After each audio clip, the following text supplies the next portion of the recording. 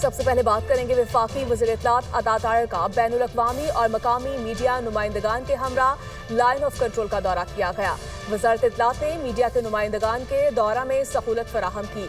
दौरे का मकसद भारत की जानिब से फैलाए गए झूठे और बेबुनियाद प्रोपेगेंडे को बेनकाब करना था। भारतीय प्रोपेगेंडे को बेनकाब करने के लिए ज़मीनी हक़ाइक़ मीडिया के सामने पेश किए गए। वफाकी वज़ीर इत्तलात अता ताहिर का कहना था कि भारत की जानिब से बारहा पाकिस्तान के खिलाफ बेबुनियाद इल्ज़ामात लगाए गए। आज हमने आलमी और मुल्की मीडिया के सामने तमाम हक़ाइक़ रख दिए हैं।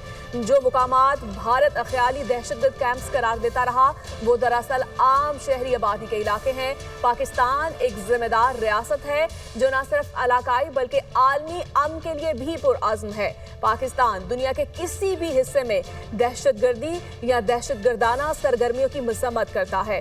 वज़ीर इत्तलात ने कहा, हमने अपने अमल से बारहा साबित किया कि हम अमन के दाई हैं। अपनी खुद मुख्तारी के दिफा के लिए हर हद तक जाएंगे।